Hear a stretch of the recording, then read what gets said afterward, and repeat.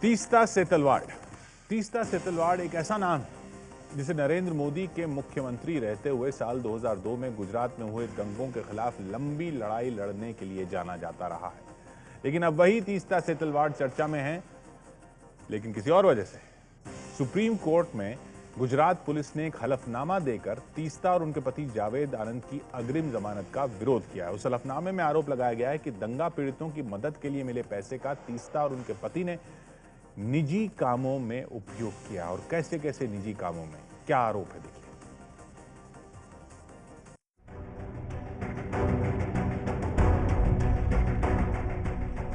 13 साल पुरानी इन दर्दनाक तस्वीरों में दर्ज है साल 2002 में हुए गुजरात दंगे का दर्द, जिसमें सरकारी आंकड़ों के मुताबिक 1044 लोग मारे गए, 2500 लोग जख्मी हुए और 223 लोग आज भी लापता हैं। बीते 13 साल में दंगा पीड़ितों की कानून और हालात से लड़ाई का सबसे अहम चेहरा बनी तीस्ता सेतलवाड़।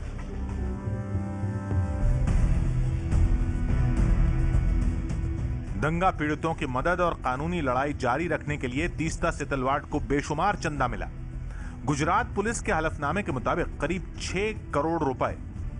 इस पैसे से दंगा पीड़ितों की मदद होनी थी, लेकिन एबीपी न्यूज के पास मौजूद है गुजरात पुलिस का यह हलफनामा, जिसमें चंदे के पैसे के निजी इस्तेमाल की वो कहानी दर्ज है जो आपको चौंका देगी।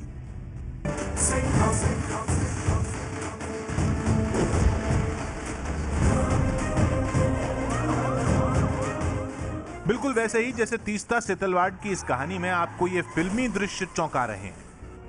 गुजरात पुलिस के हलफनामे के मुताबिक तीस्ता सेतलवाड़ ने जोधा अकबर, पा, गजनी और सिंघम जैसी फिल्मों की डीवीडी दंगा पीड़ितों की मदद के लिए मिले चंदे के पैसे से खरीदी थी। इसी हलफनामे के मुताबिक तीस्ता सेतलवाड़ और उनके पति जावेद ने चंदे का पैसा विस्की और रम पीने के लिए, Gaylord, China garden, little Italy, Subway, Leopold cafe में खाने पीने का बिल चुकाने, blackberry, T shirts, earbuds, napkin खरीदने के लिए और मिल्स एंड बून जैसे रोमांटिक और दूसरे थ्रिलर उपन्यास खरीदने के लिए खर्च किया। यहां तक कि जावेद आनंद ने सैनिटरी नैपकिन खरीदे, ऐसा ब्यौरा भी गुजरात पुलिस के हलफनामे में दर्ज है। तीस्ता पर गुजरात पुलिस के इल्जामात की लंबी लिस्ट का यह एक छोटा सा हिस्सा भर है। तीस्ता के सामाजिक कार्यकर्ता बनने की कहानी 1993 में मुंबई में हुए सीरियल बम धमाकों से शुरू होती है। मुंबई दंगा पीड़ितों की मदद के लिए तीस्ता ने अपने पति जावेद आनंद के साथ सबरंग ट्रस्ट नाम से एक चैरिटेबल ट्रस्ट बनाया था। साल 2002 में गुजरात दंगों के बाद उन्होंने एक और संस्था citizens for justice and peace नाम से भी एक एनजीओ बनाया। सुप्रीम कोर्ट में दाखिल किए गए हलफनामे के मुताबिक इन्हीं दोनों संस्थाओं को मिले चंदे के पैसे का तीस्ता और उनके पति ने निजी इस्तेमाल किया। हमारे दफ्तर में मिनिस्ट्री फॉर होम अफेयर्स का लेटर आया, उनकी इंस्पेक्शन टीम, एक डेप्यूटी सेक्रेटरी और 3 और ऑफिसर आए। 6 दिन हमारे दोनों ट्रस्ट के डॉक्यूमेंट्स उन्होंने इंस्पेक्ट किए। हमारे हिसाब से कोई वायलेशन हुआ नहीं है। वो केस हमने एफसीआरए डिपार्टमेंट के सामने रख दिया है। चंदे के दुरुपयोग को लेकर तीस्ता और उनके पति जावेद आनंद के खिलाफ अहमदाबाद पुलिस की क्राइम ब्रांच ने जनवरी 2014 में एफआईआर दर्ज की। ऐसे में गिरफ्तारी से बचने के लिए तीस्ता और उनके पति ने पहले अहमदाबाद की सेशन कोर्ट का दरवाजा खटखटाया और फिर गुजरात हाई कोर्ट का, लेकिन दोनों ही जगह से उन्हें कोई राहत नहीं मिली, बल्कि गुजरात हाई कोर्ट ने तीस्ता और उनके पति के खिलाफ कड़ी टिप्पणी की। ऐसे में तीस्ता सुप्रीम कोर्ट पहुंची राहत पाने के लिए, लेकिन यहां पर भी गुजरात पुलिस की तरफ से उनकी अग्रिम जमानत की याचिका का विरोध करते हुए ये कहा गया है कि तीस्ता और उनके पति ने न सिर्फ चंदे की राशि का दुरुपयोग किया, बल्कि उसको छिपाया भी। अहमदाबाद की क्राइम ब्रांच के असिस्टेंट कमिश्नर केएन पटेल के मुताबिक तीस्ता सेतलवाड़ और जावेद आनंद के पास ट्रस्ट से मिलने वाली तनख्वाह बढ़ाने के अधिकार थे और इसका भी दुरुपयोग किया गया। सबरंग ट्रस्ट में साल 2008-2009 में तीस्ता सेतलवाड़ की तनख्वाह थी 1,79,400 रुपए सालाना, लेकिन ये तनख्वाह साल 2012-2013 में बढ़कर 8,75,800 रुपए सालाना हो गई। वहीं साल 2009-2010 में तीस्ता के पति जावेद आनंद की तनख्वाह 2,40,000 रुपए सालाना से बढ़कर साल 2012-2013 में 8,61,000 रुपए सालाना हो गई। गुजरात पुलिस के हलफनामे के मुताबिक तीस्ता सेतलवाड़ ने सीजेपी नाम की अपनी दूसरी संस्था में भी तनख्वाह में बेतहाशा बढ़ोतरी की। साल 2008-2009 में सीजेपी में तीस्ता सेतलवाड़ की तनख्वाह सिर्फ 46,200 रुपए सालाना थी, जो साल 2012-2013 में 4 लाख रुपए तक जा पहुंची। अग्रिम जमानत की याचिका का विरोध करते हुए ये हलफनामा जो गुजरात पुलिस की तरफ से सुप्रीम कोर्ट में पेश किया गया है, उसमें यह कहा गया है कि तीस्ता और उनके पति जावेद ने सबरंग ट्रस्ट को जो चंदा मिला उसका करीब 20% हिस्सा अपनी तनख्वाह के तौर पर लिया। यही नहीं, वर्ष 2009 के बाद से ट्रस्ट का जो ऑडिटेड अकाउंट था उसमें उस राशि का कोई जिक्र जानबूझकर नहीं किया गया। इसके अलावा हलफनामा में यह भी कहा गया है कि अप्रैल 2002 से लेकर मार्च 2008 तक यानी 6 सालों तक का ऑडिटेड रिपोर्ट जो कि मुंबई के चैरिटी कमिश्नर को सबमिट किया जाना था, वह तब सबमिट किया गया जब गुजरात पुलिस ने एफआईआर इस मामले में दर्ज की। गुजरात पुलिस का हलफनामा इसकी वजह भी बताता है।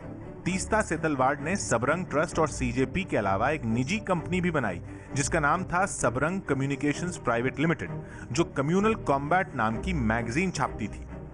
ये कंपनी भी मुंबई के जुहू में मौजूद तीस्ता सेतलवाड़ के घर निरांत बंगलो से चल रही है और सबरंग ट्रस्ट भी यहीं से चलता है।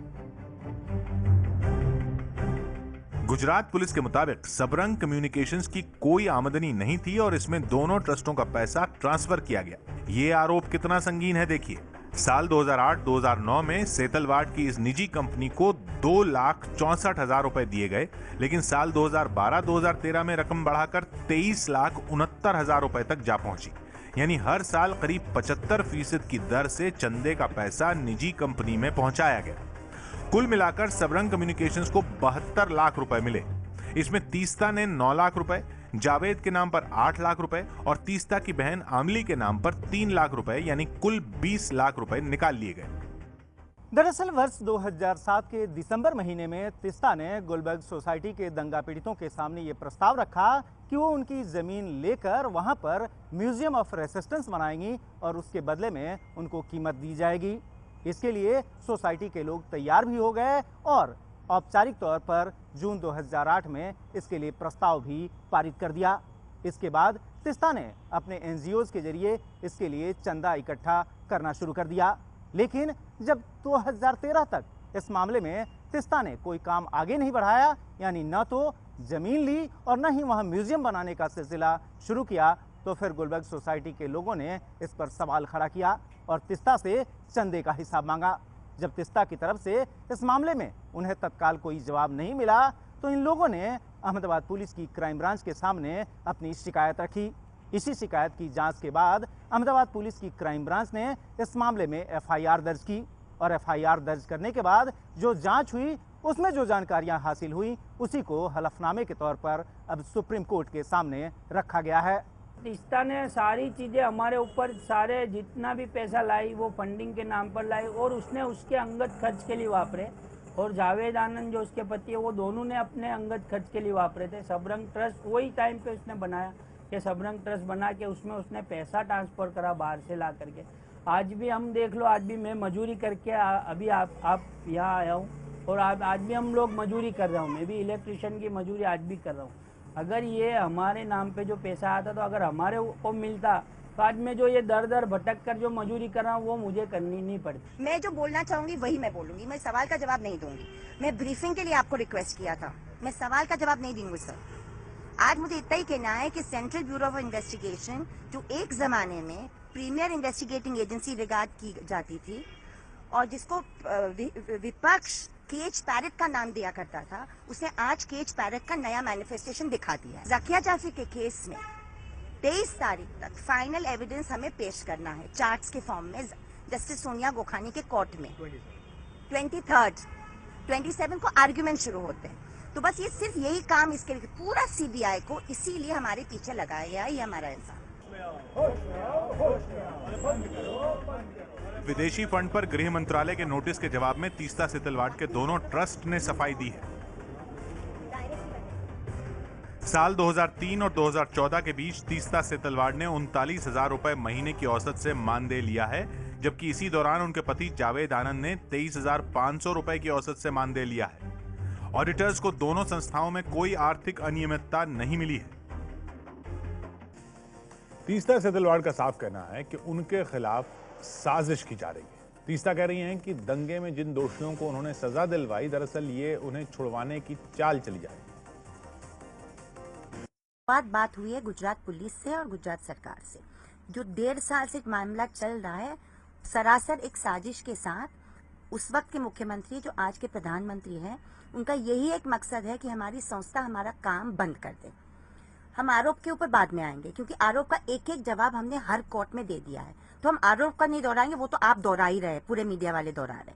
हमें हमारी बात रखनी है, और हमारी बात यह है कि जहाँ पे पब्लिक जस्टिस का सवाल है, न्याय का सवाल है, 120 लोगों को उम्र कैद की सजा पहुंचाने का काम कानूनी सहाय देके हमारी संस्था ने किया है। अभी नए सरकार के साजिश के नतीजा ये है, वो चाहते हैं कि 120 लोग जो है वो बरी हो जाएं। वो बरी एक ही तरह हो सकते हैं कि अगर हाईकोर्ट में सीजेपी के वकील चश्मदीद गवाहों को लीगल सहारा न दे, बैंक अकाउंट फ्रीज करना। हमारे देश में ऐसे ऐसे कांड हो रहे हैं, आसाराम बापू के विटनेस मारे जा रहे हैं, व्यापम स्कैंडल हो रहे हैं, डायरेक्टली फाइनेंस मिनिस्टर और प्रधानमंत्री तक हाथ पहुंच रहा है, वहां पे बैंक अकाउंट फ्रीज नहीं होते।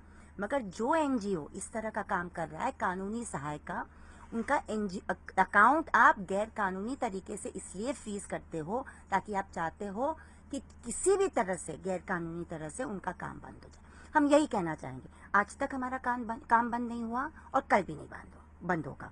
जकिया जाफरी का केस सोमवार से शुरू होने वाला है। वहां का जो सबूत जब सामने आएगा तो ये प्रधानमंत्री नहीं चाहते हैं कि उनका जो रोल था 27 फरवरी से और 27 फरवरी गोधरा कांड के पहले से, कि वहां पे कौमी दंगों फैलाने का पूरा माहौल था। वो न सिर्फ मुख्यमंत्री थे मगर गुजरात के गृह मंत्री थे, और उन्होंने कदम नहीं उठाए जानबूझ के ताकि गोधरा जैसा कांड हो।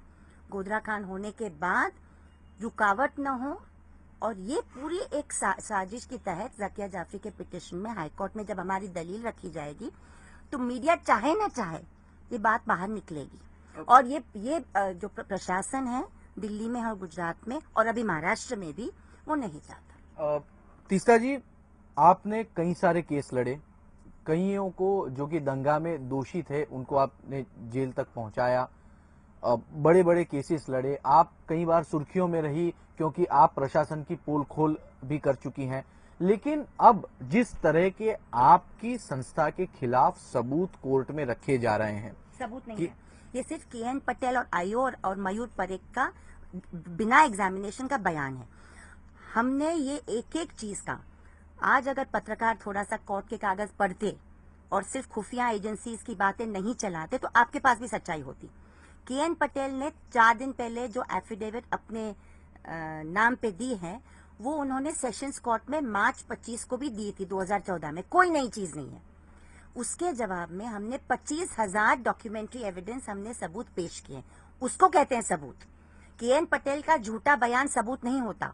एक एफिडेविट अगर गलत दिया जाता है सरकारी ऑफिशियल के जरिए, क्योंकि उनके दिमाग पे AK शर्मा बैठे हैं, जॉइंट कमिश्नर, जो अभी CBI में बिठाए गए हैं मोदी के तहत, या शिवानंद झा के कहने पे जो कमिश्नर पुलिस है और जकिया जाफरी में उनका भी नाम आता है, और अभी जो गृह मंत्रालय उनके, ये इसको सबूत नहीं कहते। आप बिना कोई, आज भी KN पटेल का जो एफिडेविट जो मीडिया में कल रात से दोहराया जा रहा है, उसका एक वाउचर अटैचमेंट मीडिया ने नहीं दिखाया।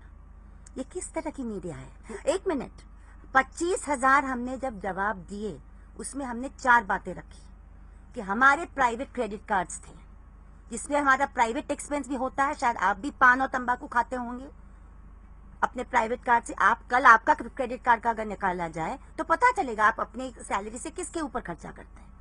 मगर वो पैसा आपने ट्रस्ट के फंड से लिया क्या? झूठ बोल के, चाहे वो KN पटेल बोले या महेश जेठमलानी बोले या मीनाक्षी लेखी बोले, झूठ का झूठ करना राष्ट्रीय स्वयं सेवक संघ की आदत है। हमने जवाब सबूत के साथ दिया कि एक एक वाउचर, चाहे वो एक ग्लास वाइन खरीदने का था या हेयर स्टाइल का था या सैनिटरी नैपकिन का था या मेजन बूथ खरीदने का था, सैनिटरी नैपकिन तक का उन्होंने रखा। इतने गंदे लोग हैं।